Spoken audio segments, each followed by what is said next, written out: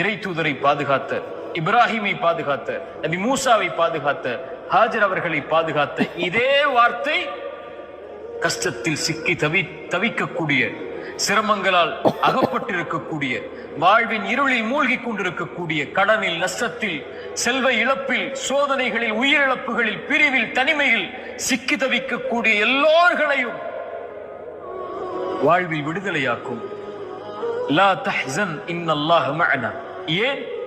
நாம் வாழ்வில் சந்திக்கக்கூடிய பிரச்சனைகளை விட, நோயை விட, சிரமங்களை விட, கஷ்டங்களை விட, தவிப்புகளை விட, தனிமையை விட, இவற்றை விடவெல்லாம் அந்த இறைவன் பெரியவன். அல்லாஹு அக்பர் அழைக்கிறோமா இல்லையா?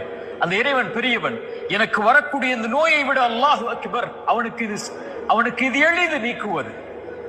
எனக்கு வரக்கூடிய இழப்புகள், நஷ்டங்கள், இதை விட இறைவன் பெரியவன், அவனுக்கு எளிது இதை நீக்குவது. இறைவன் என்னோடு இருக்கிறான் எல்லா நிலையிலும்.